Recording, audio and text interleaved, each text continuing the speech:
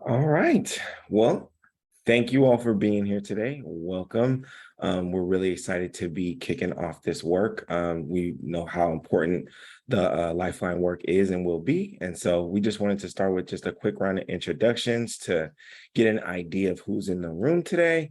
And so we'll just do name, pronouns, affiliation, like organization, kind of, why you're here today. And then a question or hope you have from this work group.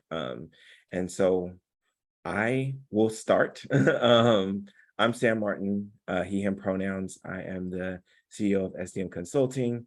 And the hope that I have is that we'll be able to build a really helpful, effective tool for people to be able to use in the future. So really happy to be here today. And I will popcorn it to Lily.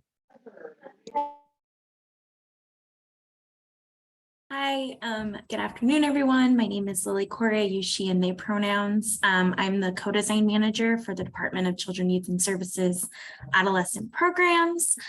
Is there another question I should be answering? Is that all? A hope or question you have? Oh, a hope. I guess my hope is to like see what these meetings turn into action. I guess that's something I'm really looking forward to. And with that, I will pass it to Bridget. Oh, Bridget, I'm not even on mute. Sorry. Bridget Cannon, she, her, hers, Volunteers America in Spokane. And I will echo Corey's hope. Really hoping this actually the action steps and what comes from this. I'm hoping and looking forward to it. And I will popcorn it to Erin. I changed my name so that I'm actually identified correctly now. Hi, hello everyone. I'm Erin Hathaway, she, her pronouns, and I'm delighted to be supporting North Star Advocates with some contract support and project management. And I'm here today to just do some back-end facilitation and really looking forward to hearing all of the ideas from the group.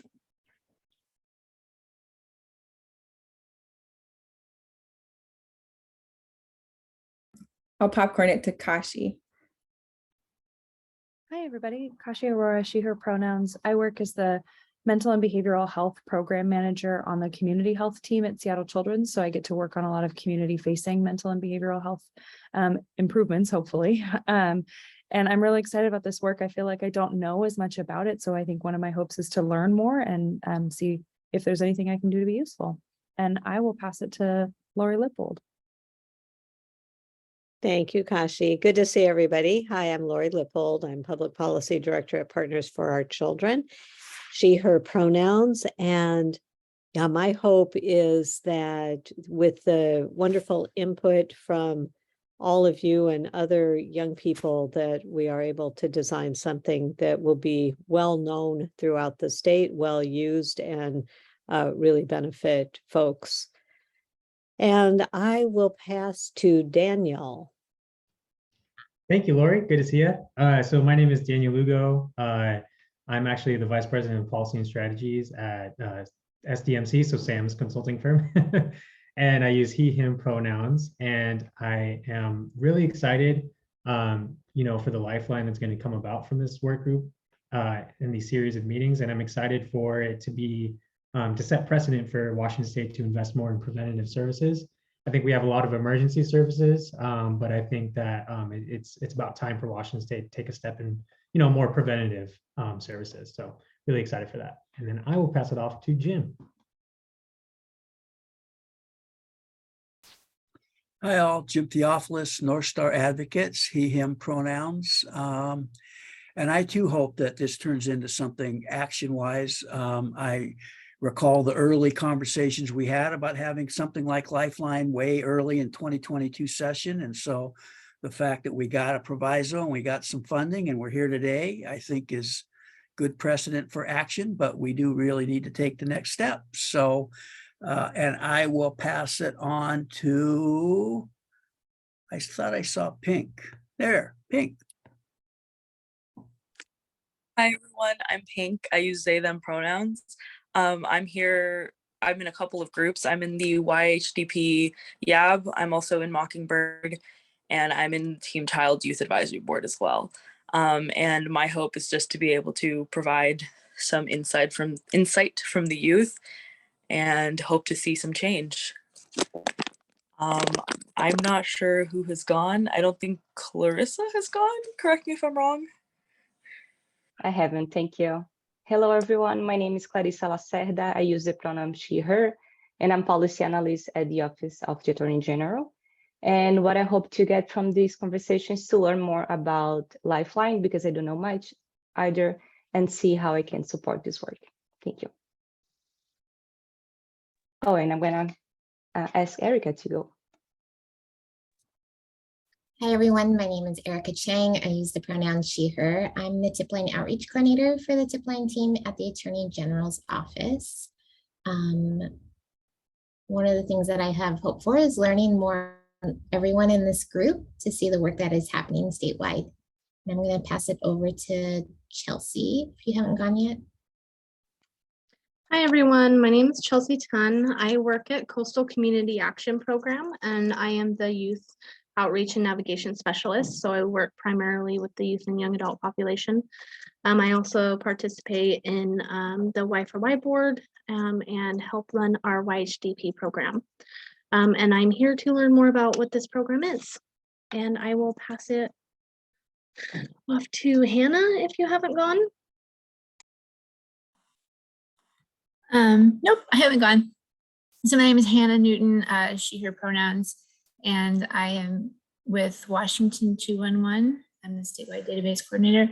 And then also I am the resource manager for crisis connections in King County 211. And yeah, I'm not super familiar with this project, so I'm just really interested in learning more about what you guys are doing and what you plan to do.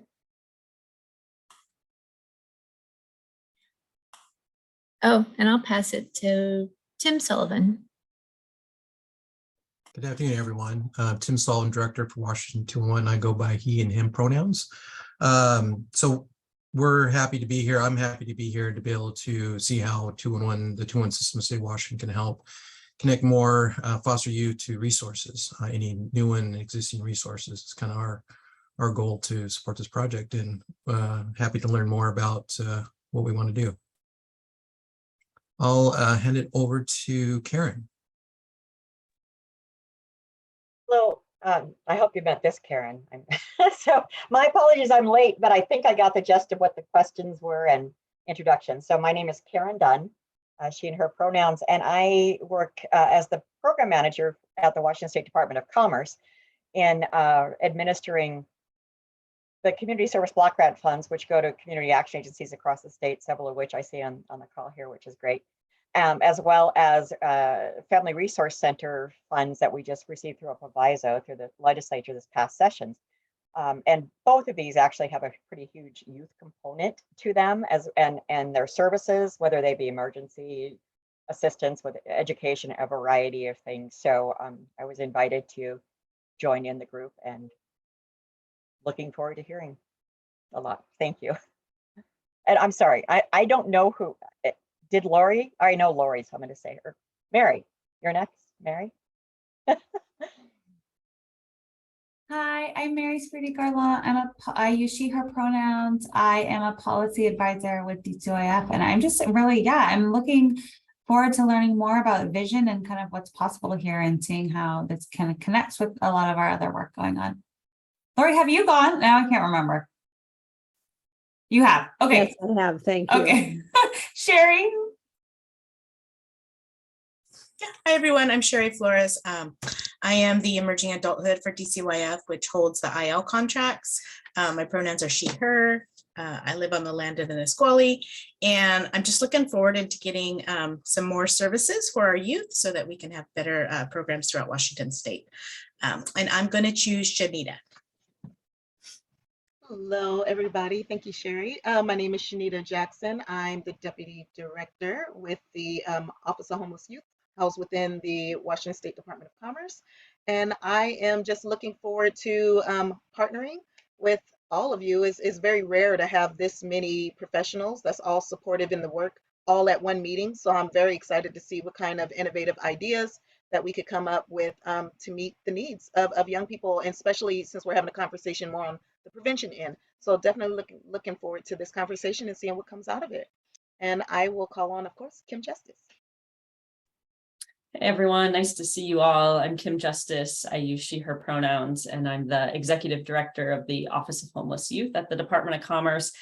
And I'm super hopeful about just, all the expertise that each of you bring to this conversation. I think we've got a really strong, diversity of experience. And that makes me really hopeful that we're gonna develop something really useful and important for young people in our state. Let's see, from what I can tell, we've got Tiffany and Wanda, I think, are the two who have not gone yet. So Tiffany, you want to introduce yourself? Yeah, hi, I'm Tiffany Olson. I'm with King County 211 Crisis Connections. I'm use she, her pronouns.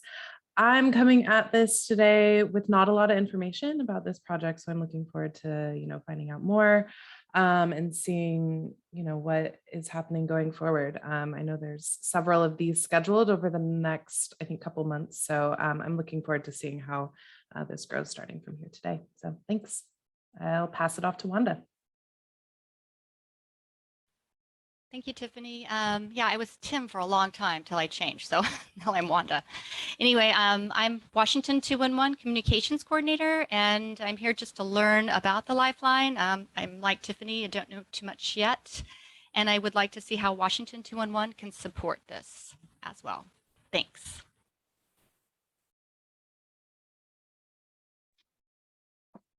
Great, thank you all. Sam, anything else for this part, or do you want me to move on to the next part of our agenda? Yeah, I was just going to say one of the things that we hope to do is also continue to create spaces for lived experts to be able to join the conversation. And so if you know of folks who would be good to join this group or should be here, we encourage you to do some outreach and let us know. We'd love to be able to create that space as well too. So other than that, back to you, Kim. Cool. And to note that there are stipends available for folks with lived experience to participate. So let us know if you need that support. I'm going to share my screen real quick and just kind of do a quick peek at the agenda so we can all see kind of what we're going to be doing with the rest of our time. So I heard quite a bit of folks hoping to learn more. So that's the next thing on the agenda is I'll do an overview of the proviso and the role of this design work group and kind of full, scope of what this work entails and what the outcomes are intended to be.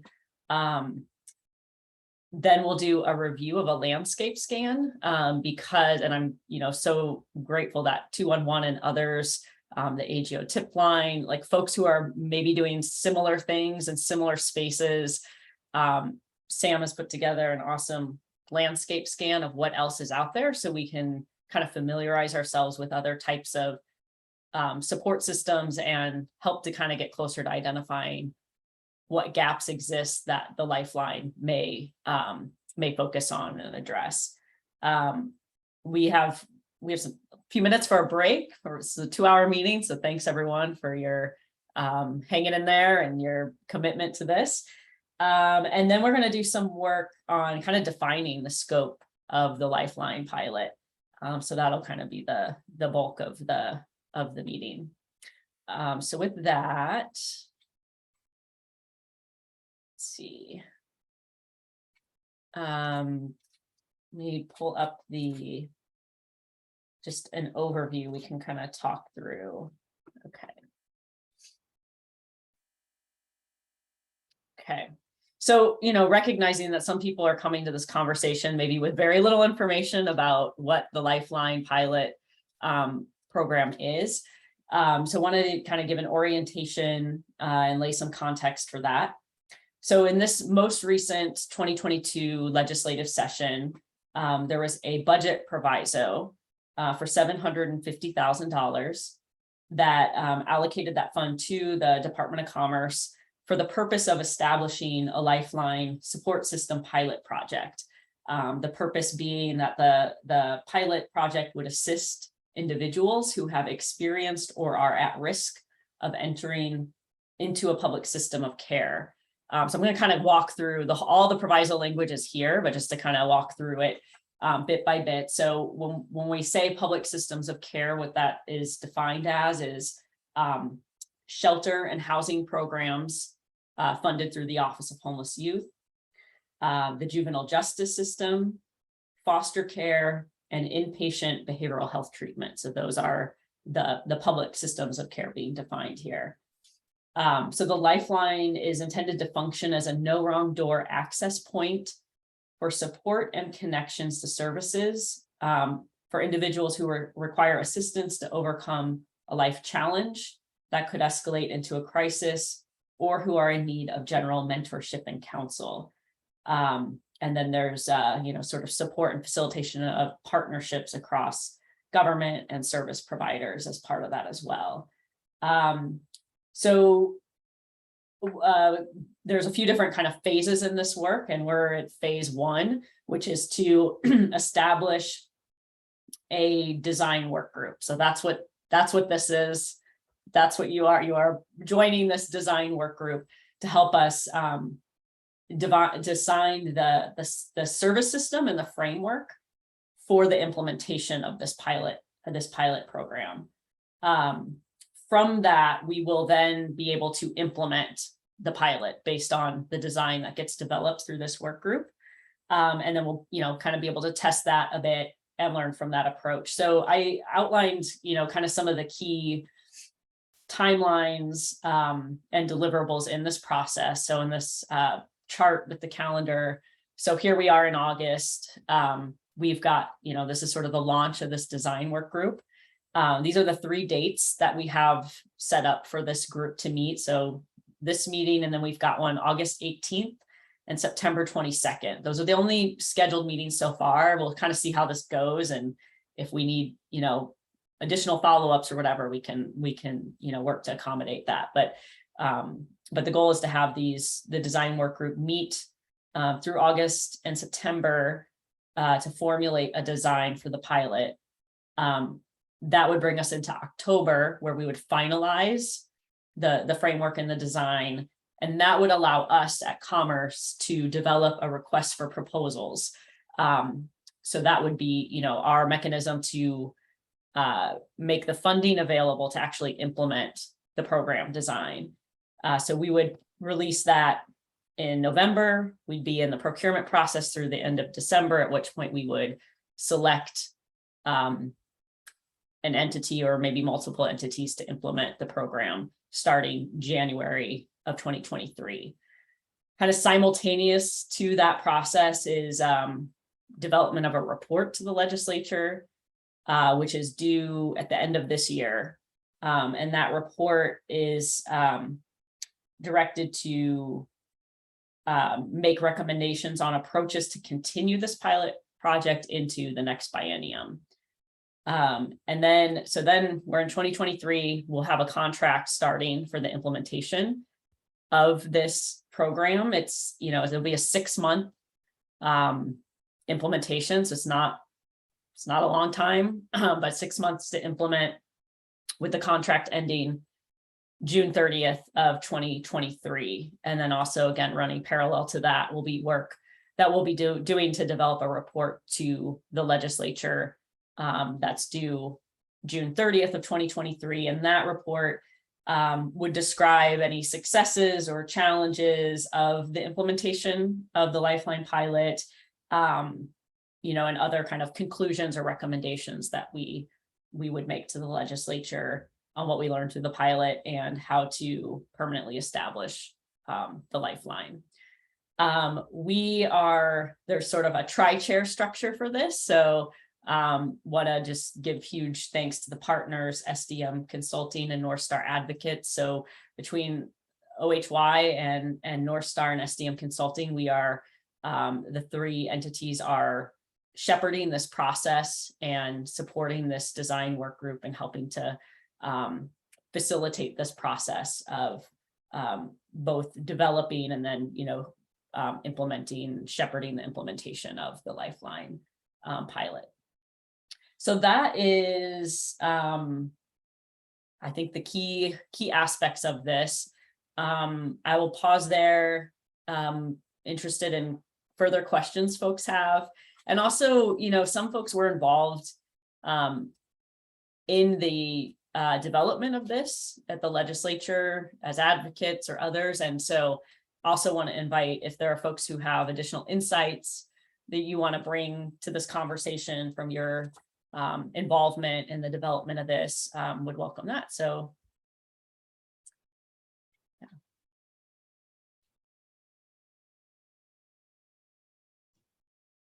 I'd be happy to jump in if that's okay, just real quick.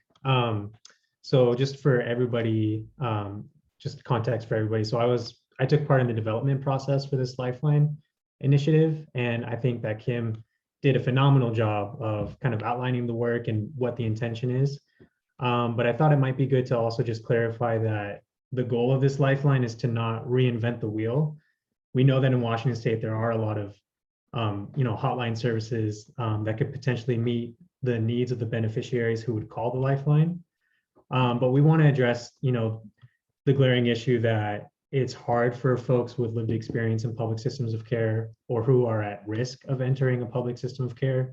It's hard for them to navigate their way through, the overwhelming amount of services that are available in Washington State, but then also to advocate for themselves when they do connect to DCYF, DSHS, or, they call 211, that sort of issue. And so that's why we're really intentional about saying that this is a no wrong door access point. We want to make sure that folks who, historically have dealt with, disproportionate disparities throughout their life, youth in public systems of care, typically the outcomes are not that great. The data is there. So we want to really support them overcome the issues that could potentially escalate into crisis. So just thought I'd clarify that. We're really excited to figure out how existing structures such as 211 could really support, inform, and equip the Lifeline to be successful. So yeah, I'll just leave it there. Thank you, Kim. Yeah, thanks, Daniel. Appreciate that. Other questions or comments or? Kim, you just have one question in the chat from Tim asking if the presentation will be shared with the participants. Yeah, we can send this out. I don't know if you mean the recording or the materials, but we can send all of it out to everybody who came to this. Yeah, just some materials. That's what I was referring to. Yeah, absolutely. Yeah. And I see Kylie, you have your hand up. And I don't think you were part of the beginning of the meeting during introductions. If you were, I apologize. But if not, can you also introduce yourself when you speak? Yes, sorry. I'm on my lunch break at work, and I intended to be in the meeting when it started, but my lunch, I got on my lunch late. And so I just have one question, and I'm sorry for coming in late and not knowing the beginning of the presentation. Is this strictly for youth, or is this for all ages? Is this specific to, any certain groups of people or communities? Is this in general? What are the parameters of this program? Like, who are we specifically serving? Excellent question, Kylie. And that is going to be part of the nature of this conversation and the input we want from this group. So when we get in a little bit further down the agenda, we're going to have a brainstorm and conversation around that very topic about, where the Lifeline should focus. The way that the proviso is written is very broad. But if we're going to pilot this, we want to be able to prioritize and target and really narrow in on who this is going to be serving. So it's an excellent question, and hope you can help us answer that. And no worries about being late. I wasn't trying to put you on the spot, but do you mind just introducing yourself too, if you're coming as affiliated with an organization or whatever? Oh yeah, bringing you here. Yeah, absolutely. My name is Kylie, or you could call me Savvy. I really don't have a preference. My Zoom name probably put my government name on blast. That's nice. And I am with the Youth Action Board, King County, YAB, and I'm happy to be here. I was invited, so I'm super excited about getting to hear about, some stuff helping some people in the development stages. I'm youth with lived experience, so I'm here to give my input where if I have something to say, I'll say it if I can. And yeah, just here to help develop, strong structure, redesign things, and give my input and my story so that we can help more people and help them better. Thank you. Appreciate you being here. And if I caught that, would you prefer to be called Savi? Is that right? The name showing up is Kylie, but Oh yeah, it's Savi. either one. Either Okay. one's fine. I go by Savvy, which is Savvy, fine gotcha. if you want to call me that. But I also, I consider this to be one of my jobs in the workplace. People know your real name. That's just a thing. So if you want to call me Kylie, that's totally fine too. I like both my names. Awesome. Thank you.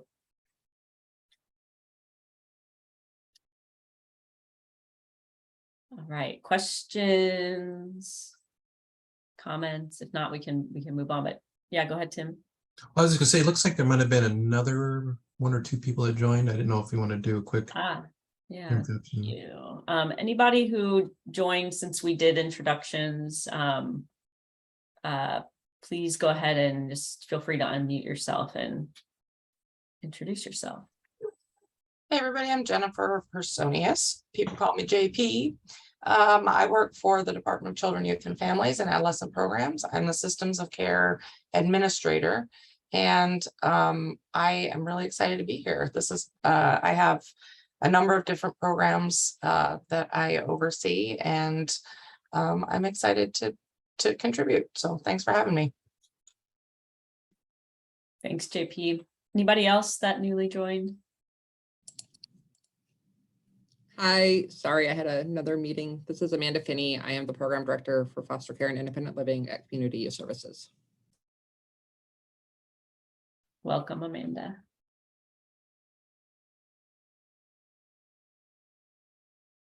Do folks feel oriented? Like, do you feel like you have the information you need to move forward?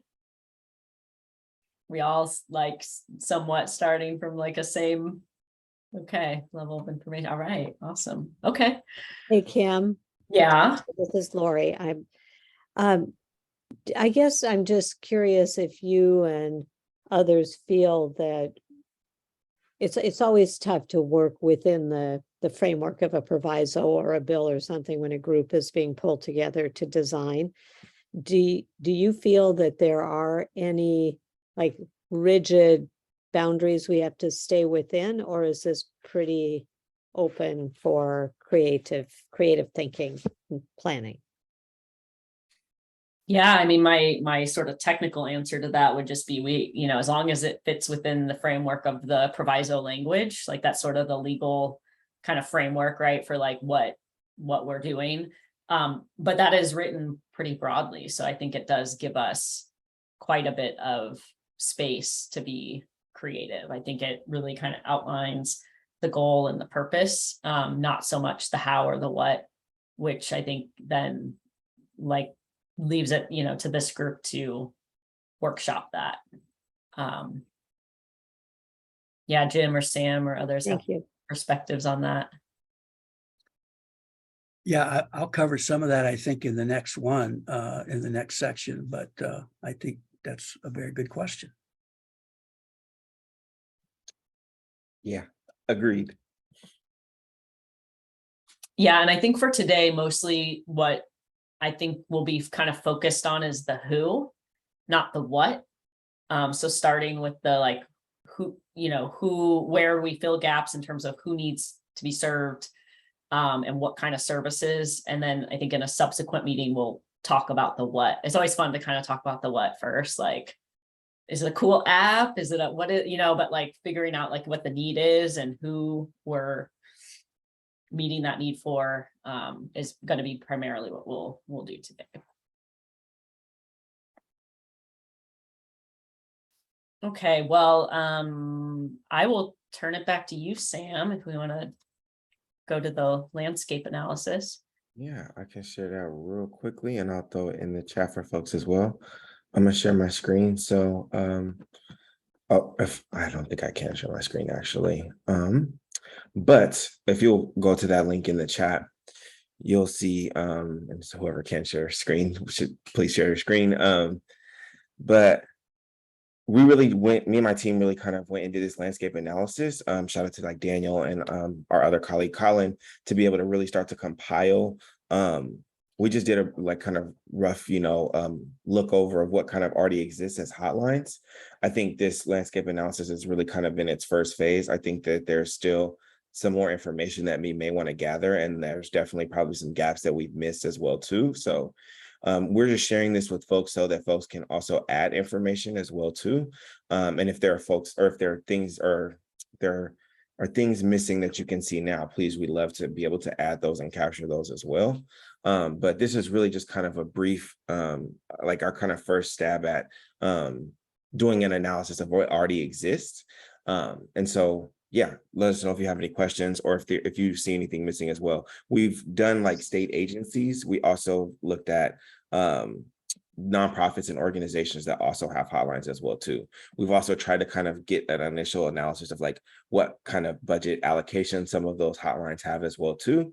But again, we want to do an even deeper dive and see if there's things like, does it have an app? Is there an app associated with it already? Is like really kind of figuring out like, are these hotlines like kind of what is their capacity? Are they over capacity, under capacity, need more resources, like those kind of things as well too. And I think that that comes from the partnership as well, and making sure that we're all kind of like what Daniel said, really making sure that we're kind of collaborating together and making sure that we get the different perspectives to not recreate the wheel, but to be able to complement it,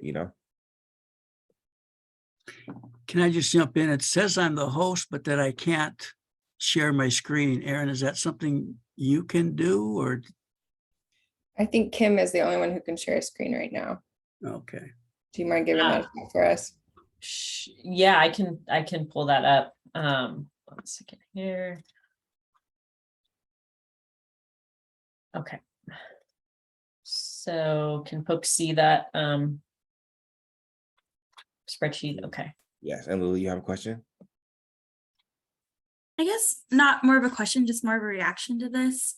Frankly, I didn't realize that like half of these even existed. And I guess one of the things that you all talked about is complementing the wheel. And how do we complement the wheel when we don't have a very good advertising plan? You know what I mean? If this already exists, and if these are already numbers that are already in play, like, do we, like, is a young person expected to have like a brochure that has all these numbers? You know what I mean? So I'm just like in the space of like, I get that there's a complementing thing, but there's also like a human-centered approach that I feel like is missing from the way we're thinking. But that's just a thought as I'm looking at this.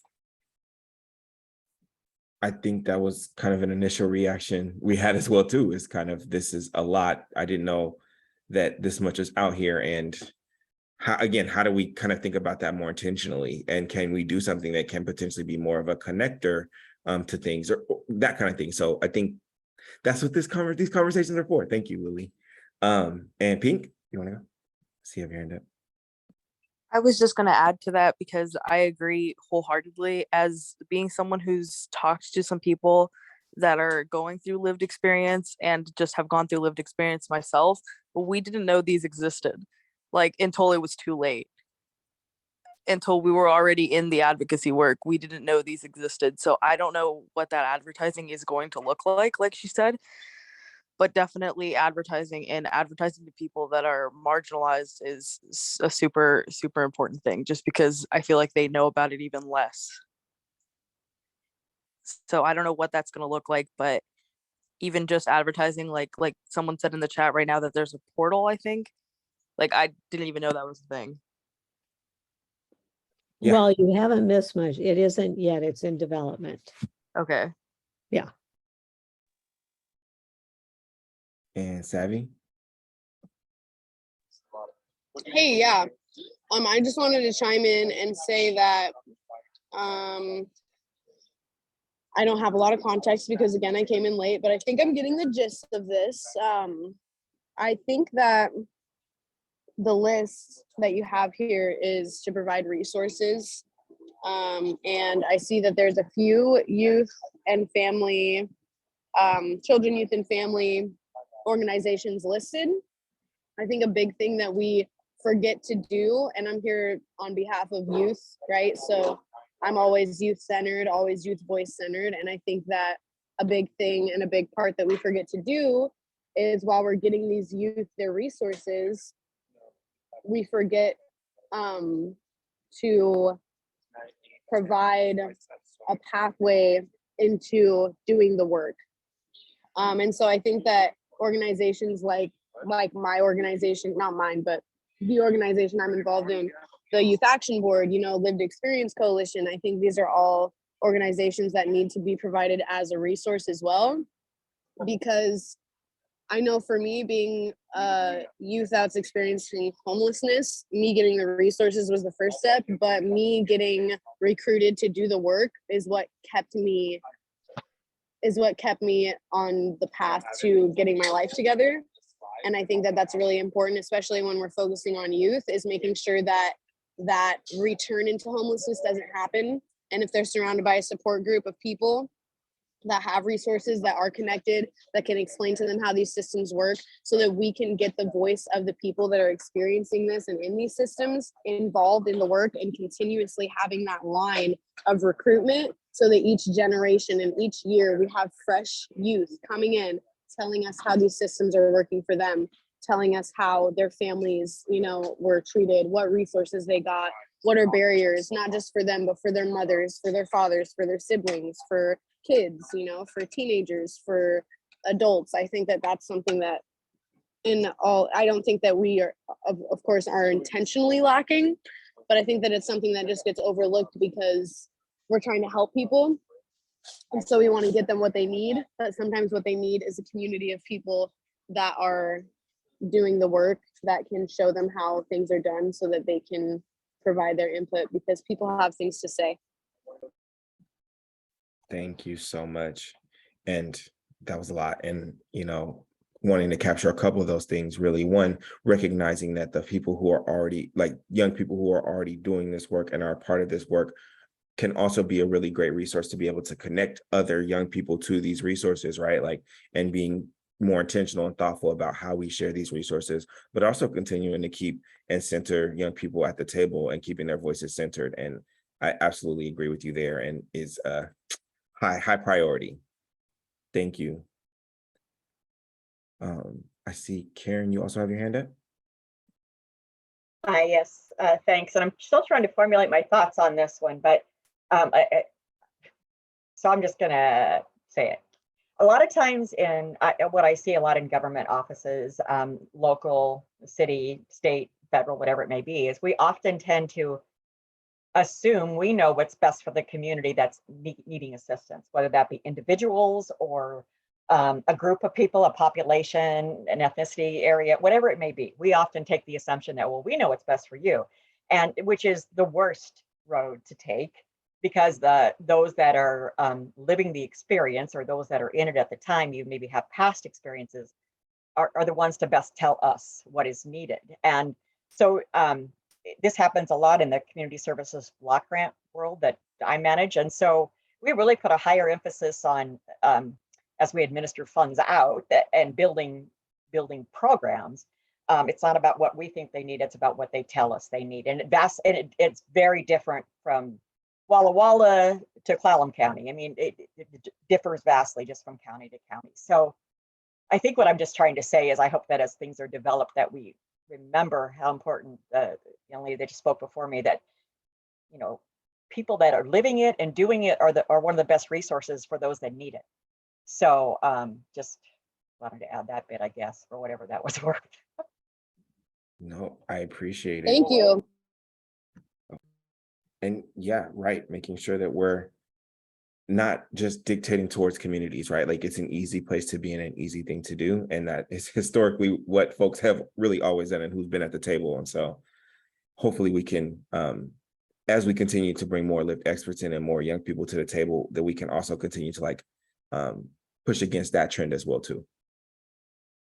And sorry, I'm going to jump back in.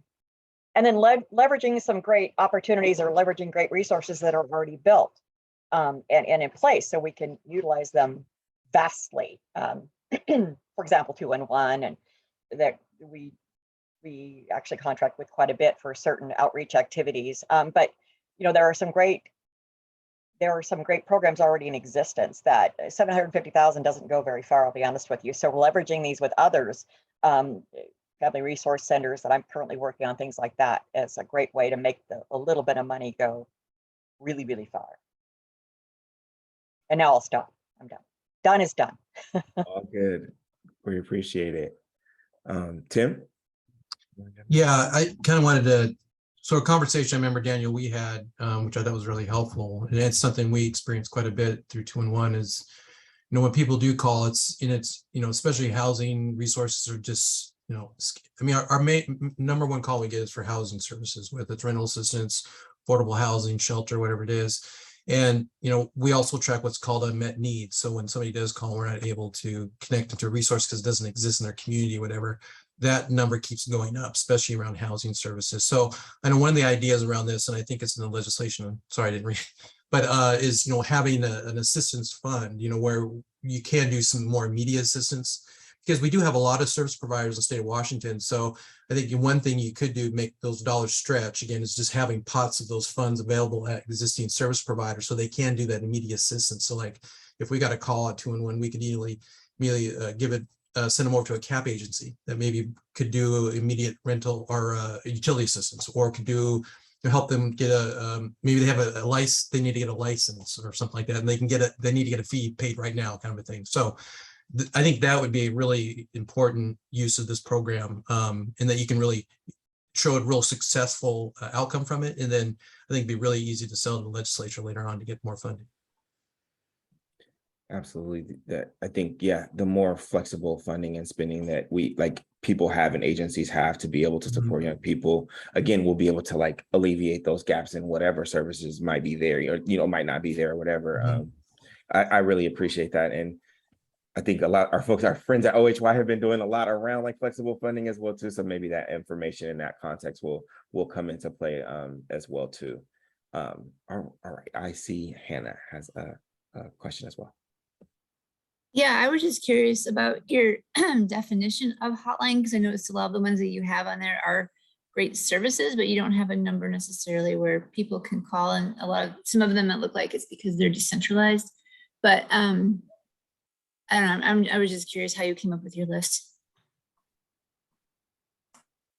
Yeah, we really kind of looked at like state agencies and kind of what they listed as their kind of services and supports around these kind of immediate needs. We really were looking at folks that are providing services or providing kind of immediate supports for folks. I don't know that we have like a pure definition, but that might be something that this group can kind of come up with. Okay, thanks. Daniel, I see you had a point as well too. Yeah, thank you. And this can kind of help address Hannah's question too. So like Sam mentioned, it was myself and another individual from SDMC who pieced together this list. And the methodology behind all that was we really try to put ourselves in the shoes of folks who are in need, and they need to, you know, identify resources that could help support them. So we just went through each agency or, you know, state institution or even nonprofits that we personally knew about just to see what services they provided. And sometimes, so Hannah, like you mentioned, there's not phone numbers for every, you know, service. That's because sometimes it's just on their website. And so you have to fill out a form on the website. So if you scroll over, you'll see links to websites. And, you know, the purpose of this work was to create an initial list, but we knew it wasn't going to be an exhaustive list because you only know what you know, right? And that's the whole hope behind this work group. And Tim, you mentioned in the chat that you're willing to kind of help by creating like a data, like get your hotline services at 2-in-1. And I think that will really help flesh it out. And I see you unmuted, so if you want to say something, that's great. Oh, I was just going to say, kind of on what Hannah was kind of, I think, alluding to. I mean, there's just a lot of resources just in general, of course, for folks. I think it's just a matter of trying to navigate a course, and that's always been the biggest issue.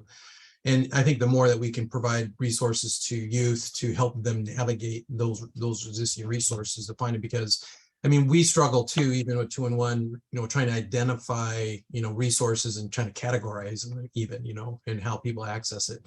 So I think, as we move forward, I think really honing down on whatever the very specific resources that could help youth, and if one of them is, specific services that have a hotline, then making sure that hotline is available, or that there's a way that, we can transfer, folks can transfer between each other hotlines. Because you're right, there's a lot of different specific service hotlines around the state that can do more in depth. And we typically at 2-in-1 will refer folks to those more in depth services, because we always say we're kind of a mile wide in service information, while there's other lines that are a mile deep, and so that's kind of might be a strategy to look at.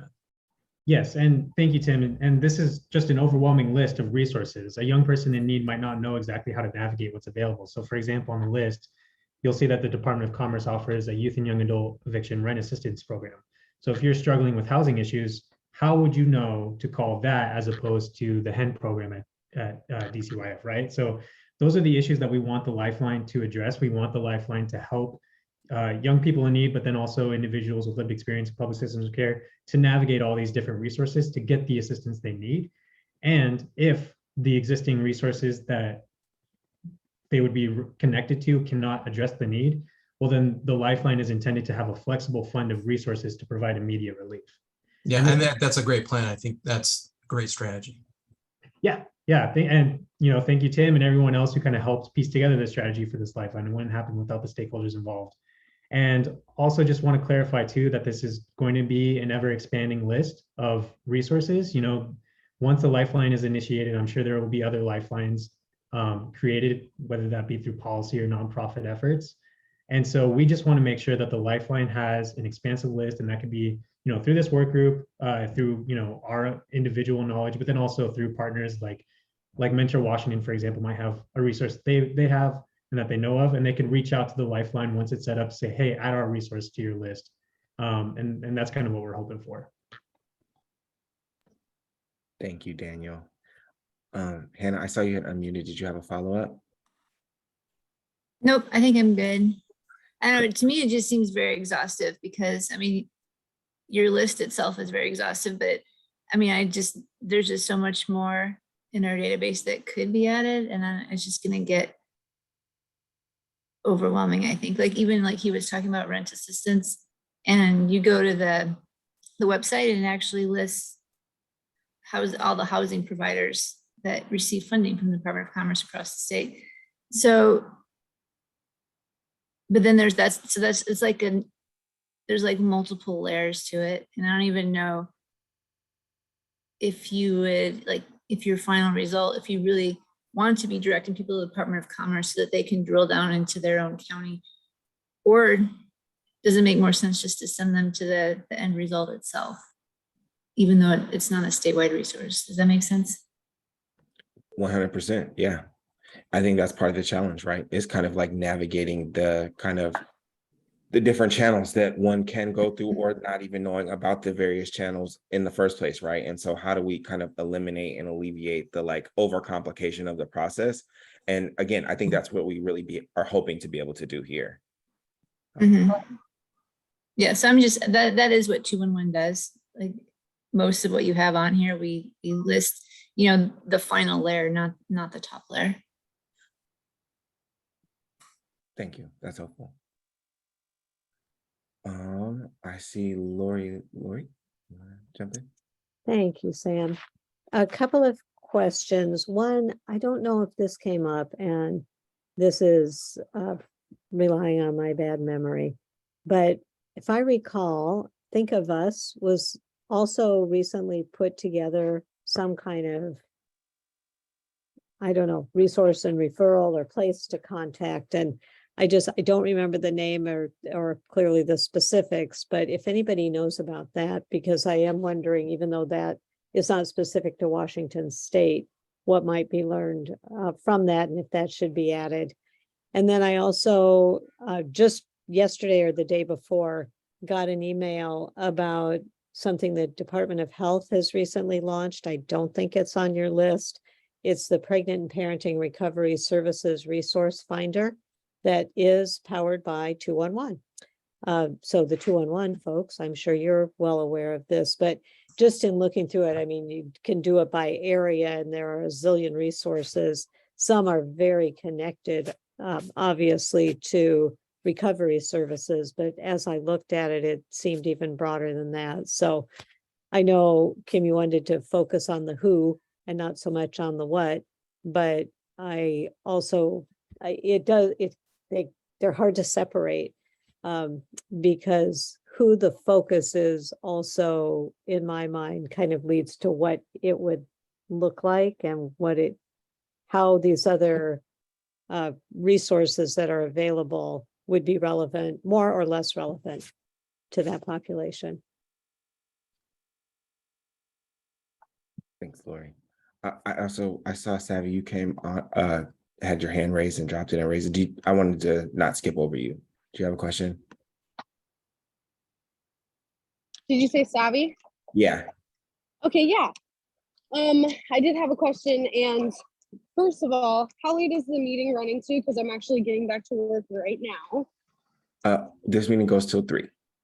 Okay, awesome, because I got the start time, I just didn't get the end time. So my initial question when looking at this is, what I'm gathering from this is you're trying to develop some kind of like unified center at which these resources can be more accessible to people by combining everything. Is this like a peer support program, or is it a redesign of the way that 211 or the collective group of providers provide resources to people? Would be my first question. I don't know that Is it like individual peer support, like a program that's going to have basically case managers that are going to be helping people navigate this, or is this going to be like something that you're developing that is combining all of these resources together to make it more accessible to people? That's a good question. And I can also let Daniel speak to that a little bit too, but I do believe the intent behind it was to have some supports or someone who could be a connector to the resources and the supports, right? So we want to make sure, again, to be able to kind of alleviate the barriers to be able to access various services, right? So for example, right, I think if you reached out to the Lifeline, right, they would connect you to the right services or the appropriate person, but there would be a component. Also, we've bounced around the idea anyways of like having kind of peer mentors, peer supports to also be able to kind of provide that support. I don't think we've decided any of that yet, right? Like we're still on the creation and formation phase. So, and got it. Yep. And if I'm getting that wrong, anybody else, please jump in and correct me. Okay. All right. I'm gonna. And then my second question, really quick before I have to get off, is this a specific organization? Is this OHY? Is this who exactly is trying to do this? Or is it a collective of multiple different agencies and organizations coming together to kind of strategize a way that's going to make these resources more accessible to people? So right now, it's for the phase that we're in right now and the resources that the state gave us, it's housed in OHY, right? I think as we create and formulate what the Lifeline actually looks like, that is kind of up for determination. I think for this kind of initial set of resources, it'll be through OHY and we'll kind of build it here. And implementation, I think, again, as a group, we'll be able to decide kind of who is the one who distributes or who's the one who runs a Lifeline, you know? Is that appropriate answer? Okay, awesome. Thank you. And then I kind of put myself in that position because I wasn't here for intros. So I don't know who's all here or from where. But yeah, okay. Thanks for answering my questions. Of course. And thank you. Kim, I saw you had something to do. Yeah, I just a couple I guess reflections I have. One of the things that, like, there's so much in this kind of landscape scan. Like, I feel like that is a whole project in and of itself. Like, wow, there's a ton of resources, and like, how do you make sense of all that? How does one make sense of all that? One of the things one of the lenses that I'm kind of having as I look at that is in thinking about the Lifeline, like focusing in on, again, like where there are gaps. So for example, I see a few different resources for people who are experiencing, to call to get some sort of like counseling support. So, to me, that says, like, do we need another thing that is focused in that realm? Or is there something that already exists that's sufficient that, serves that purpose? That's kind of one of the lenses that I've been using. But I wanted to, like, some of the comments and questions that Savvy just made, I are similar to some of my own reflections around, like, what, and I guess this is more the what than the who, but not the tool, but like what is the gap that's being filled or could be filled by Lifeline, in that it could be it's intended to be a one-stop shop. So not you call a number or you go to an app or whatever the tool is, and then it sends you somewhere else, but that you go one place and you're, whatever the emerging issue or crisis is going to be kind of resolved, through that. You're connected immediately.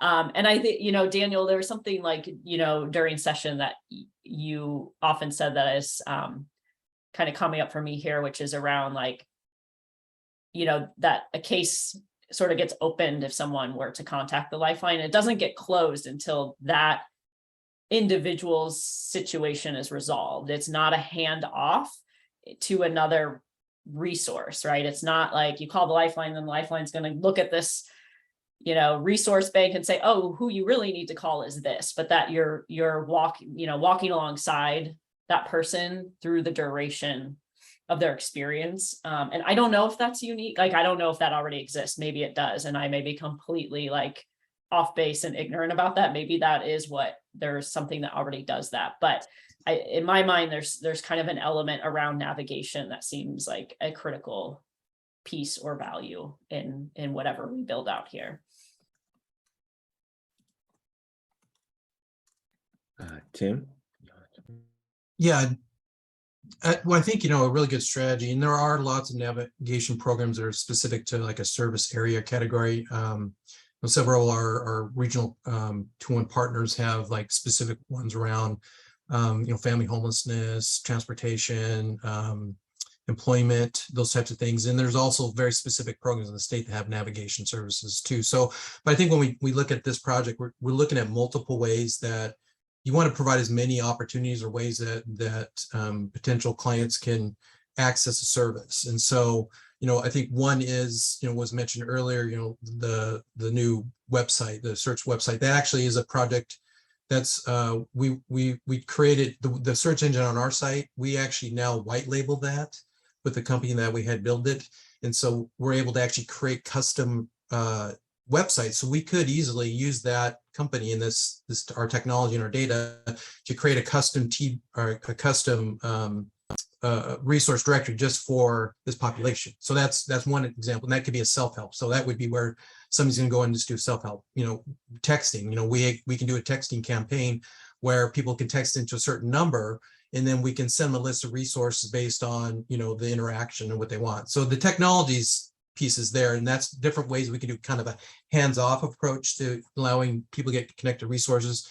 And then we can be more hands-on where we have a number, somebody calls, and then that connects them directly with a navigator, which is, kind of what 2-1 does, but it's, it's more focused, not like on a broad base, but it's really focused on a specific set of resources. And then they direct them to those. And then usually with a navigation service, there's typically a follow that's done. So it doesn't have to be like a client record, but it could be, where there's a communication, response communication that happens with that individual and the organization they sent them to ensure that there was a successful resource referral made.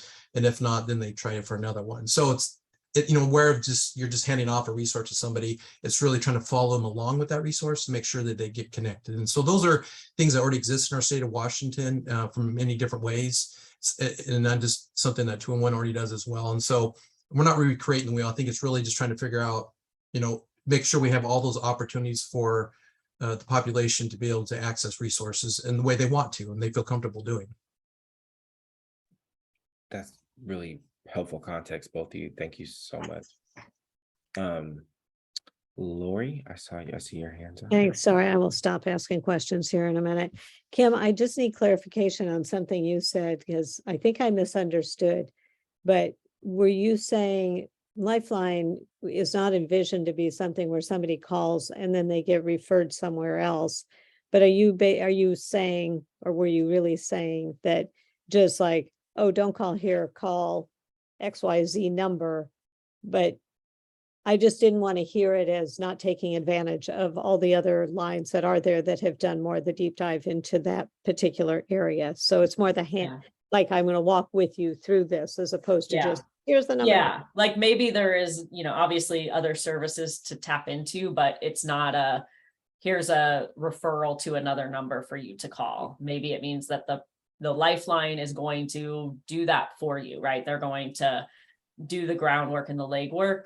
Rather than just say, it sounds like you need rent assistance, call this number, right? Like that's the distinction. And I'm saying this not as like a someone like as a facilitator with like this is what this is. I'm participating in the conversation and reflecting on the comments that have come up and where I think that where I'm seeing like how this could fill a gap or play a valuable role given the amount of resources that do exist and what people may need. So great. No, thank you. I appreciate that. I am aware of several, probably more than several lines that do that, but one that is kind of in development now because it is currently being evaluated. And it's definitely not the same population, but the Kinship Navigator program. And for the state to be able to receive federal funds, they have to do an evaluation of the existing program. But the program as it exists doesn't have a certain component or components. And one of those is really kind of case management, if you will. And so with the new model that is being tried, it would be, I now have 3 children who have come live with me. I don't know what to do. I call the Kinship Navigator, and I would actually not just get somebody who's helping me contact and helping me figure out where to buy beds and all that, but really more of that direct case management helper type. So we might want to just keep that in mind as that evolves as well in terms of some lessons learned and how that's going. Thank you all so much. And again, we're going to get ready to have to move on. Savvy, I'll give you 30 seconds to chime in. Hi. Yeah. I just wanted to say that I think that this is really, really important because there's so many organizations and so many different points of contact within this realm and within this community of what we're doing. And a lot of them don't even communicate with each other. So having this, I think, is critical because a lot of the time these resources are impossible to reach, or you get the runaround, you get sent somewhere where they're supposed to have these resources, but because they didn't talk to you and qualify you ahead of time, because that's not what they do and they don't know qualifications, you find out you don't qualify for this or that, and you get sent to a different place. And so I think that this is really important. Thank you. I think you're super spot on with that. And so I know there was also a lot of comments in the chat as well too. So we're capturing those comments also. I have taken up too much time at this point, so I do have to transition it back to Jim to kind of get ready to phase into our next part of the agenda. Well, thanks, Sam. And we had hoped the landscape review might spark a conversation. So that was successful. Thank you all for the awesome comments. I want to also, before I get too deep into this and set up our next piece, is to thank DCYF for also joining us, who's also named in the proviso as a partner. But I want to remind folks that this is a pilot that we're talking about, and we hope that in 1 to 2 to 5 years from now, we're talking about something much more much bigger and exhaustive. When these conversations began, it really was all the way from what Daniel was talking about earlier. What if a young person or a family is at risk of going into foster care? Where's the one entity that they can learn about parents for parents, or how to stay out of the system, or what care, all the way to the other end, where I get emails regularly from adults, people in their 30s and 40s who are now parents, who are saying, how do I get a copy of my medical records when I was in foster care 15 years ago? What benefits am I eligible for? So I think we kind of have a big vision about what this Office of Lived Experience, some of us hope to see someday, might be. And this is, I remind you, the first seed of planning that and getting that launched. So this is a pilot, and our challenge is to really sort of scope what's the first sort of piece of work that we launch, because as Kim noted, we have a report due to the legislature, and we really want that report to do a couple of things. One, be able to report some really awesome outcomes that come from the RFP that Kim puts out, and to make the case that this should be not only extended, but expanded. So everything you're talking about here today is really important to feed that report, and then hopefully have some advocacy going on in the 2023 legislative session. So part of what our next exercise is going to be is really looking at a couple of areas, not so much what's the full scope, what's this look like 3 years from now, but again, where do we start with the funding that we have that will allow us to make a case to expand it. So that's things like ages, right? Is it the 5-year-old that's at risk of going into foster care? Do we want to start with the 35-year-old that's looking to what benefits they might be eligible for and how to get their record? System involvement, is it before the system involvement? Is it during system involvement?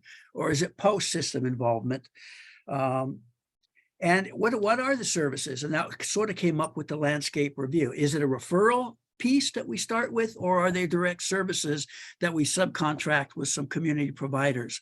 I think we all hope, and I hope you keep giving voice to folks who have lived experience should be representative on whatever program this turns out to be, staff, volunteer, boards, etc.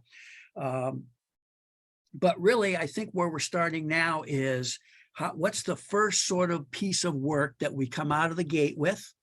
Again, just to repeat one more time, that is something that we can make a measurable impact on and get some input, that we then turn it into a report and an advocacy agenda in 2023. Whether it ends up being its own distinct office, we've talked about a lot of things. It should have 1 foot in government and 1 foot out of government. It should be part of a nonprofit. All that is TBD based on what we learn and your input as we go through this, that we will make recommendations in our report. So I want to thank you for all the encouragement and excitement that you have with this. And I just kind of want to come back to, we're not coming here with all the answers. We have the same questions you do, and it's as a group that we are going to define where we start, and forgive me, what our North Star is. Where do we want to be 6 months, 1 year, 3 years from now? I don't have a communications director, so I got to sneak that in once in a while. What's our North Star? So with that, I'm going to turn it over to Kim to kind of tee up, I think, what's going to be a fun exercise for you all to start putting down some of what you've been asking us, to start putting some stakes in the ground here. Yeah, Kim? thanks, Jim.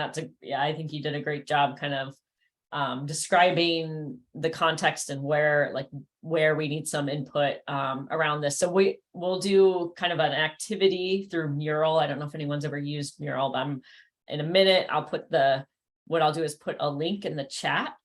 And what's going to happen is that when I put that link there, you're going to click on it, and you're going to have, and I know this is kind of hard for folks, like, at least for me, multitasking and having multiple things going at once. So I'm going to forewarn you, but Zoom is still going to be Zoom. We're all going to be here. I'm not even going to screen share unless that may be helpful, but you're going to bring up a new browser on your web page that's with the link, which is going to be Mural. And when we're there, we're all going to be there. So again, we'll have Zoom running and Mural going. And it's kind of like, just think of it as like a whiteboard. Imagine if we were all in a room together and we'd have a giant whiteboard up, and then we'd have like sticky notes, and then we put things on the sticky notes. We're just basically doing that, but virtually. And so Jim outlined kind of like the three kind of key areas that we're going to do some brainstorming around. So that's age, again, like with the question of like, where are we prioritizing and focusing and targeting with this, the pilot of the Lifeline. So age, system involvement, and then services are kind of the three categories. And what we'll do is once everybody gets up on Mural, kind of feels settled with that, I'll show you how to use it. And we're going to take a little bit of time, like, just a few minutes to independently brainstorm and put your ideas up on sticky notes. And then we'll do some, a little bit of grouping of that as we go along. So let me pop this in the chat. And if you don't have access, like if you can't open Mural, please still participate. You can add your comments in chat. You can say them out loud. We'll make sure they get recorded on the Mural board. But for folks, I just, get yourself to Mural. Give you a couple minutes to get there. Let me know if you have any trouble. Great. You can add your name, or you can be like a visiting crab. Someone's a visiting crab. So you're welcome to be whatever you want to be. All right, I see folks, I see more and more people popping in, so that's good. So as you get there, there's kind of two things I want to point out. One is at the bottom right hand of your screen, there's a zoom function, which is going to be really helpful. So you're going to want to be able to like zoom in so you can read things and see things. And we'll start with the age. So it's kind of like a grid. So if you go to like, you see age and then brainstorm, that's where we're going to start. So that's important to know. The other thing that's important to know is to make a sticky note. There's two ways to do it. You can double click and automatically a sticky note will show up. Or you can, on the left bar, there's different icons, and there's one called text. It's like the first or second one down. And if you click on that, it gives you options for sticky notes and you can choose one from there. So it's really all like, don't worry about anything else, just how to make a sticky note, how to zoom in. And so let's just spend the next few minutes independently working on, sharing your input via sticky note on this question around what ages should the Lifeline prioritize or target. And I don't know, Savvy, if this works on a mobile device. I've never tried that. So if it's not accessible for anyone, again, please put some comments in chat, or you could say them out loud and we'll make sure they get on this board. So the question again is, what's your input on the ages that the Lifeline should target and prioritize? We'll start there. Just to answer the mobile question, it does work on mobile. You just have to download the app and then reopen the link. And it should work. Cool, thanks, Pink.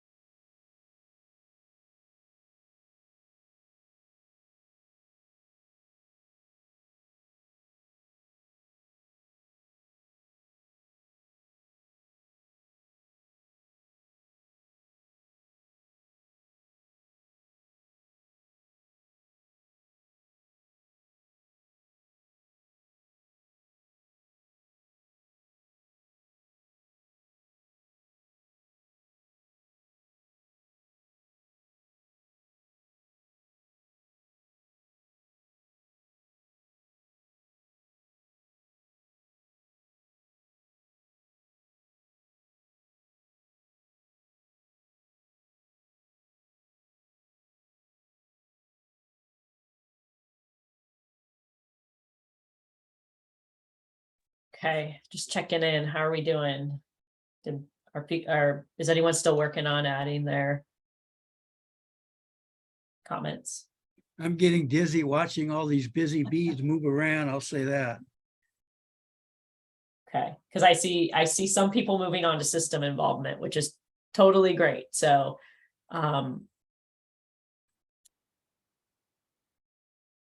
we can do that. If folks are ready, you can move on to the next. The right below age is this question around system involvement. Where should the Lifeline focus in regards to serving individuals who have experienced or are at risk of entering public systems? So they're in a couple examples. Like maybe it's, your input would be that this should focus on those at risk of entering a system. Maybe you have input that should be so specific. We should, focus specifically on people who are exiting behavioral health. So just thinking like, prevention during system involvement, post-system involvement. And again, just to remind folks of what we say, what we mean with public systems, it refers to foster care, juvenile justice, inpatient behavioral health, and shelter and housing programs funded through the Office of Homeless Youth.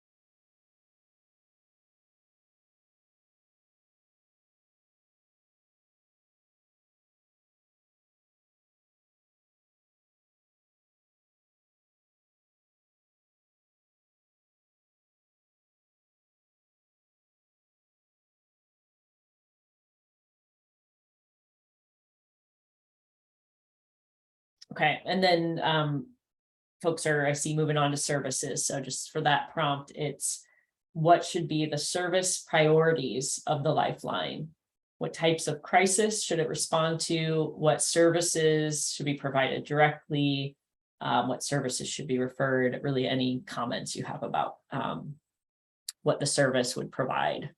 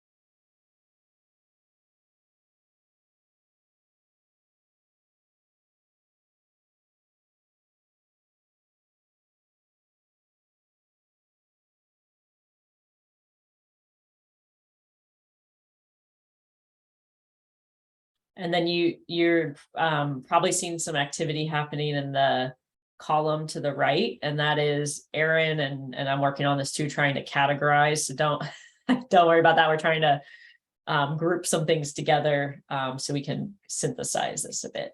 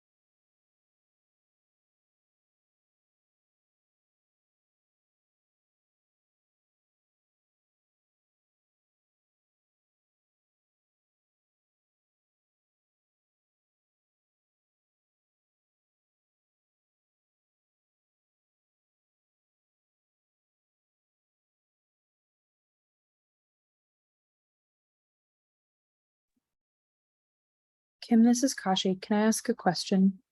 Yeah, please. As we're thinking about the service priorities of the Lifeline, is that service priorities in the short term or in the long term? I think my answer would be different. Yeah. Like, what do we start with versus what's the eventual dream here?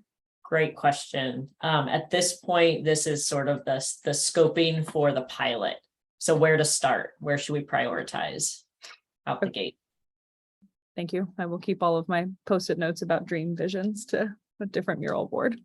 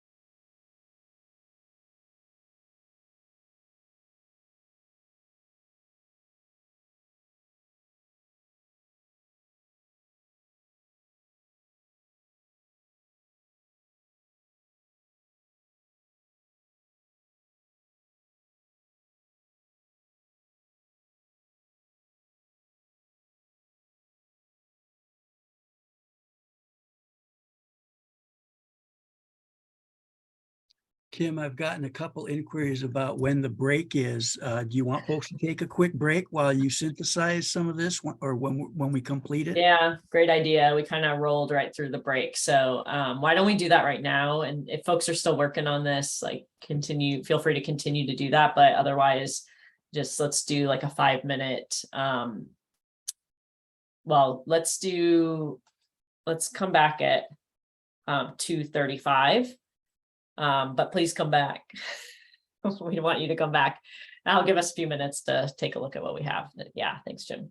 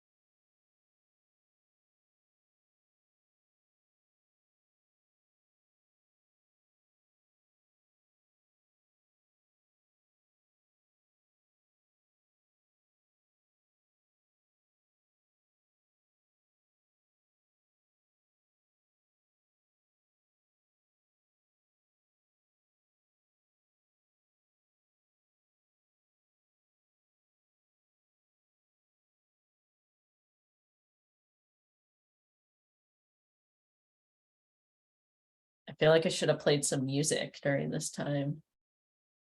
Like the Jeopardy music. Jeopardy. Oh, yeah, That's that'd what I be was cool. thinking. I got I the think blue that might have made my screaming anxiety over go my up. house. Smooth jazz. I don't know, something. Next time. Next time.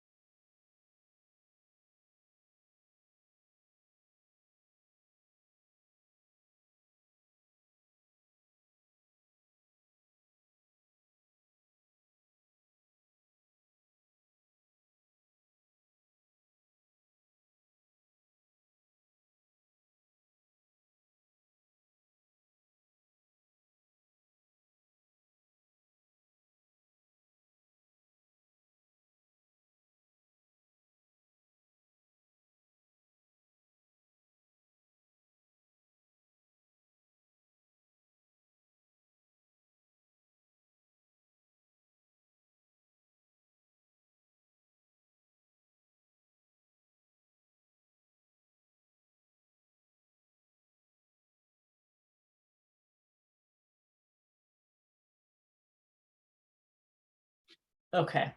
Hopefully folks are back. I'm taking a little break. I think so. Hopefully everybody got a chance to get their comments in. If not, you feel free to continue to do so. I think what we'll try to do for the rest of this time is the best that we can, because in real time, Erin's been categorizing and grouping things, and I've been trying to do some of that too, so we can kind of reflect back what we're seeing. I think this would be a good time for discussion too. So just, we've got, kind of comments on the sticky notes, but to bring those to life a bit, just want to invite folks to, share their thinking or why they were suggested, what they did in each of these categories. And then really, we're just like, this is kind of the brain dump part of this, the brainstorm. And we want to kind of keep that, the integrity of the brainstorm, and not start, filtering or, narrowing just yet. But I wanted to kind of point to where, we might do this maybe at the start of our next meeting, and the chairs can do some of this work and report it back. But basically on the far right of this mural, you'll see like a chart. On the y-axis is importance, and on the x-axis is feasibility. So thinking about something may be really high in importance and really low on the feasibility scale, or really feasible but not important. So the sweet spot is going to be the things that we identify that are both important and also feasible, given, again, the constraints, the resources, time, etc. So I hope that will kind of be a framework that we can use to think through, where we kind of land in terms of the focus. So, but for now, let's just have some discussion, and for Erin and the chairs, we just want to invite us to kind of reflect back what we're seeing at a glance here, and quickly in real time. But And I missed part of what you said, Kim. I have blue angels flying right over my house. So Jim does too. do you want me to summarize a little bit? Yeah, yeah. And I can jump into, I've been trying to do this as well, like, and anybody else who's been looking at it, trying to categorize can jump in, but just kind of reflecting back what we're seeing here. Great. So starting at the top in terms of ages, I think you can see at a glance, and I apologize in advance if I have missed some of your stickies. We will go back after this and make sure we've had a thorough scraping and review of everything that was shared. But what I saw so far was that there's a lot of energy around all ages. There's a few like caveats there, like let's make it open to all ages, but let's have some specific focus on youth and young adults or different sort of subsets. And I think some of these other categories, like people may have labeled it in different ways to say under 24, et cetera, might roll up under that as well. And then there's some considerations about, like age appropriate advertising or need to categorize services based on who the eventual like service providers may be, et cetera. But it seems like that is the general direction, that we want to have it open to as many people as possible and perhaps some specialized tailored services to fit different niche age groups. Thoughts from Kim or others? That's a great summary. That's kind of what I'm seeing as well. Yeah. Yeah. And then I think moving along to like at what phase of systems intervention we want to focus or systems involvement, I should say.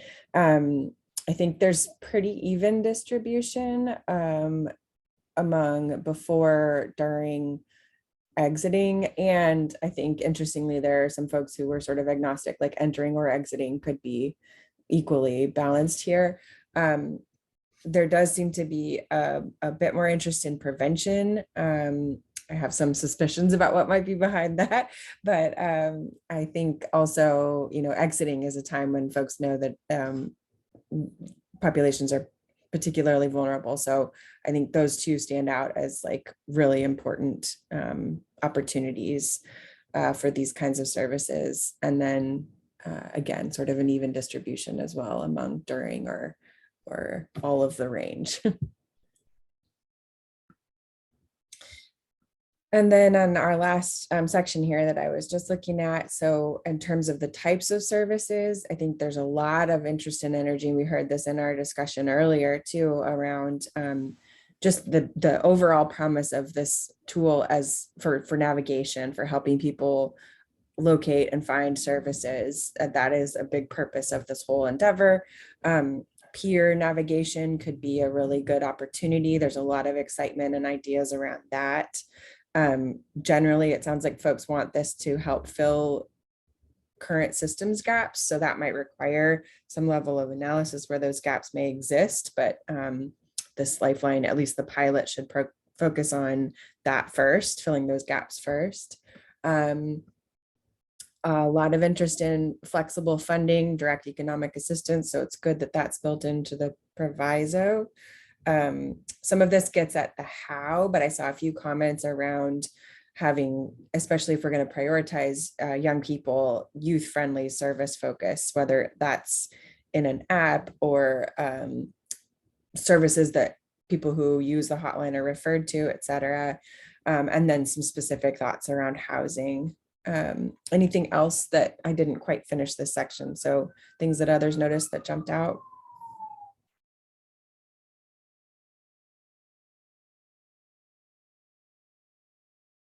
I think what I'm seeing too is just, and this has been kind of the conversation for a while, is having some kind of like centralized resource hub and something that's going to ensure that folks are getting like a warm handoff and not just like an 800 number.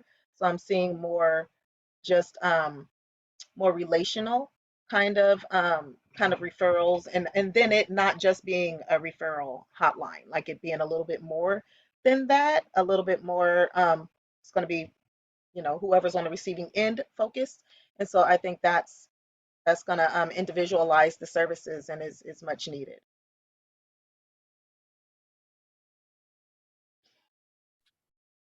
Yeah, and I was going to say on the system involvement piece, one of my observations is I'm seeing both foster care and juvenile justice mentioned quite a bit. So I'm just, that's interesting. And I don't know if that's by nature of those systems and the custodial nature of those systems, but seeing quite a few references, both for, before and exit, but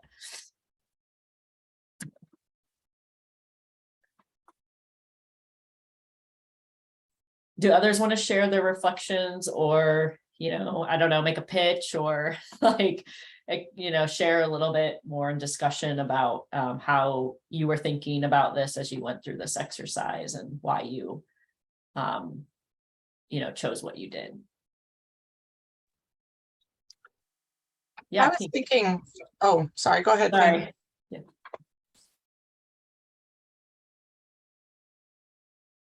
Go ahead, Pink. You're muted. Sorry about that. I put the age appropriate advertising. I just think that a lot of the time, like, it's very much focused on like, okay, if we're gonna do it for youth, let's make an app, like blah blah blah, let's do this. And all of that is awesome. And that's great to like take that into consideration. But at the end of the day, it's like, how are we getting this in front of people? That I think is the most important part. Like, how are we making people in the community aware of this even existing? That should be very much a focus. Like, it doesn't matter if it's a phone, an app, or a website. All of these are helpful things that most people have access to nowadays. What really matters is how are we showing people this? Thank you. Really great point. JP? Thanks, Kim. I was just reflecting. I came to this meeting from a training that was put on by the Washington State Courts about hope. And it's one of those topics that I love. I'm very inspired by it. And I would like to think that maybe this could be a source of hope for kids. Like my comment was that we should be targeting that 15 to 24 age range. And if we're talking about people maybe kind of reaching out to the Lifeline when they're really in crisis or they really need something, maybe hope would be a way to start thinking about how we access services. And hope is that, according to Dr. Hellman, is that pathway that you can see a pathway to getting to something that you really have the ability to influence. So you get to set a goal, you figure out a pathway, and then you figure out a way to feel like you have willpower and agency to do it. It would be nice if we could adopt that framework in the way that we provide this Lifeline so that we can kind of triage people into saying, okay, what is it you need? Here's how we're going to get there. And you can do this, let me call with you, or something like that, so that it's a little bit more, it's less of a here's your 800 number kind of Lifeline, as a way to make people feel more safe, I guess, when they call. So that's what I was thinking. I don't know if that's helpful. I love that. Thank you. And Jim, I want to also give space for you to, that I kind of took over this. I know we're jointly facilitating it, but happy to hand the reins back to you if you want to share your reflections or, yeah.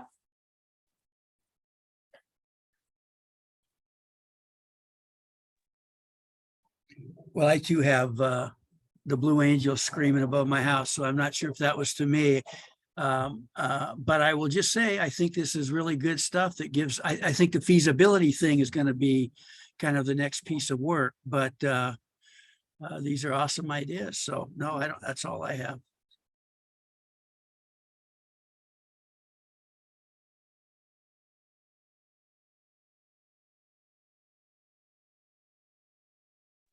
One of the other pieces of hope that I really like, if I can just bust in with more ideas, is, we are dealing, when we're talking about system involved kids, we're dealing with the traumatized ones and the ones who are unstable, the ones who have a lot of needs. And one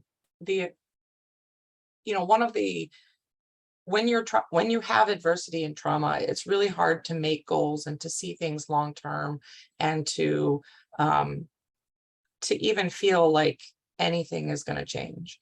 And if we were able to, recognize that in the way that we approach setting up a plan with a person, we could get people out of that short-term mindset and start thinking, helping them at least think more long-term when we build that sense of safety. And, knowing that we're going to be dealing with traumatized people, and that there's going to be, we want to be as trauma focused as possible as well.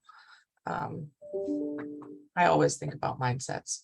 So Yeah, Jennifer, I really like what you're saying. And I do think that those of us who've been working on this and are happy to be here today to get you guys all involved is Lifeline. Well, just the name Lifeline right there was kind of where's the go-to place that I will find people who are going to immediately understand what I'm talking about and then help me engage and start solving the issue that's in front of me. So I actually agree. I hope and believe that hope will be a pillar of what the Lifeline becomes. and it's going to be hard to put a lifeline together that makes people feel like they can trust. When you have trauma, when you've got attachment issues because of so much trauma, being able to trust in the man is really hard. So if we're able to, frame this as a peer support kind of thing, someone who's been there, someone who's going to just accept and support you and not judge you. They're not going to tell you that your life sucks and you should do it differently, but here's a way to help you. I think that will help make the Lifeline seem like a trustworthy and accessible thing. So, I really like the idea of peer support in this space. There really is nothing quite like it, knowing that you're not the only one. Pink, I see your hand up. Yeah, I was just going to elaborate on what Jennifer was saying and what people in the chat are saying about the TikToks. Although I agree social media is a great tool, I think that another form of advertising that would be great to get that peer support is just advertising with adults in the community that these people already trust. To me is a lot more valuable, just because, I know being in that state when it's like I trusted a very select few people. And if they would have told me, hey, call this Lifeline, like I trust it, I would have trusted them. You know what I mean? Like I would have called it. And getting that community around the Lifeline, I think is super important so that they start talking about it.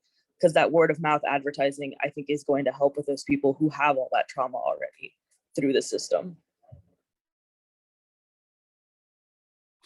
Thank you, Pink. Daniel. Thank you. Yeah, I was trying to build off of the conversation that Jennifer was starting. As far as like the trauma and trust goes, I think that's exactly why in the services piece, I made note that in my comment, my sticky note, that the Lifeline should support a beneficiary's holistic well-being, and that holistic well-being should be defined by the beneficiary, the person seeking services, because I think far too often with services funded by the legislature and whatnot, they're more prescriptive. And I think that this Lifeline should really let the person asking for services ask for what they need. And I think the Lifeline should be responding to that as opposed to telling them what they ought to receive. And then also the peer support piece, that's something that we talked about initially, like early on in the development piece.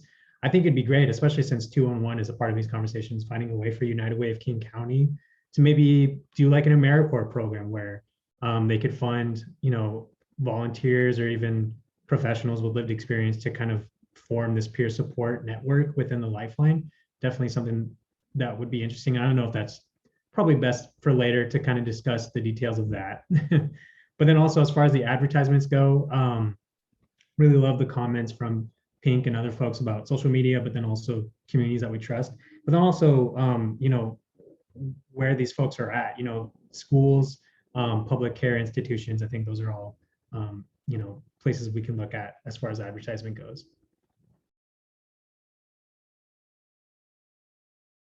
Excellent. Thanks, Daniel. Any other final thoughts before we wrap up for today?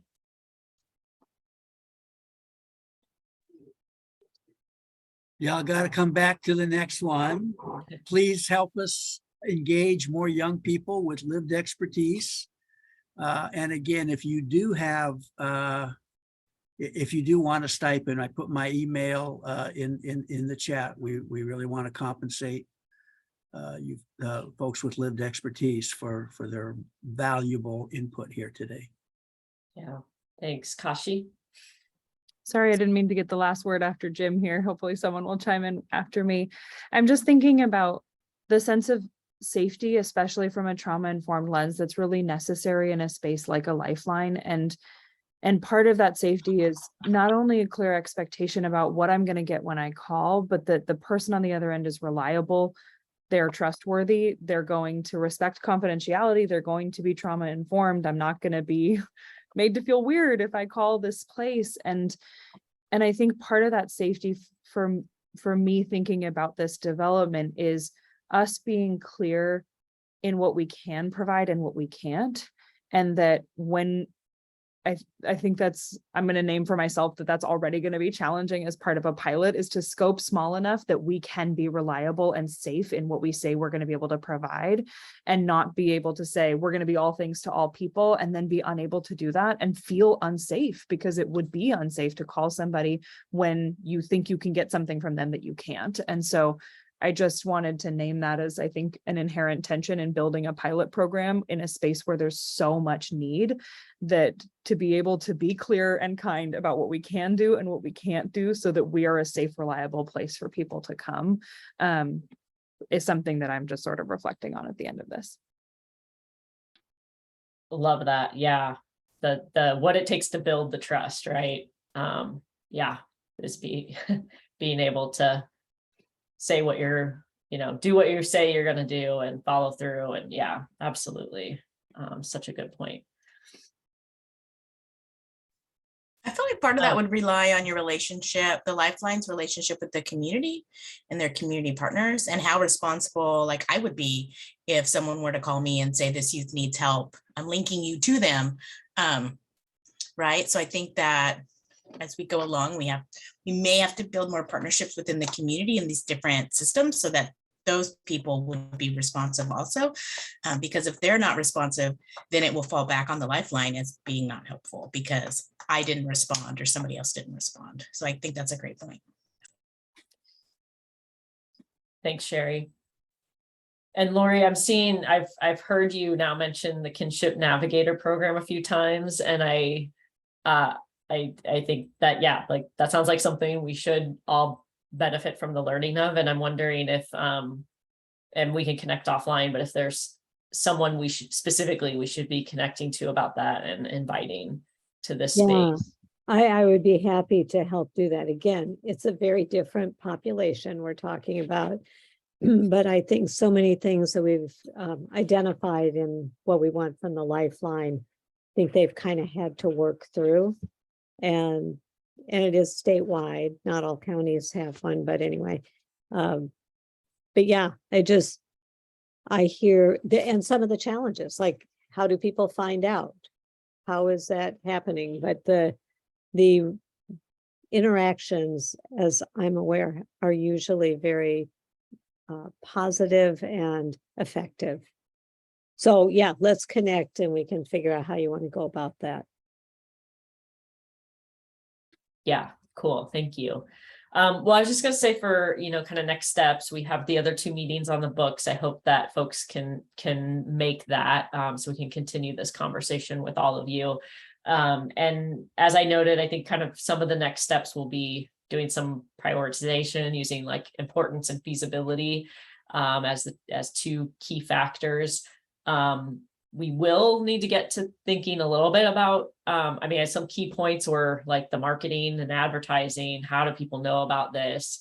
What actually is it? I think we'll get to some of that conversation as well.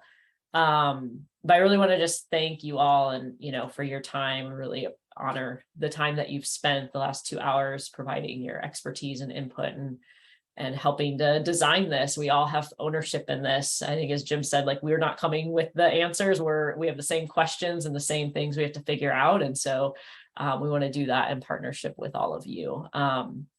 Any other closing comments from particularly Jim or Sam or anybody else for that matter as the chairs?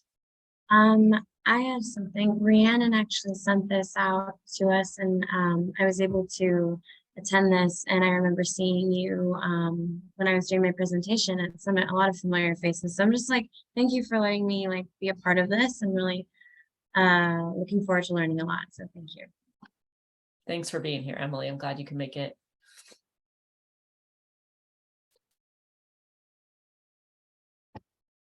I just had one comment as we kind of go down this planning path is the use of the word Lifeline or as a program.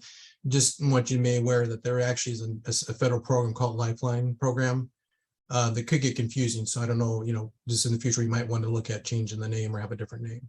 So that's great to know. Just gonna throw that out there. Yeah.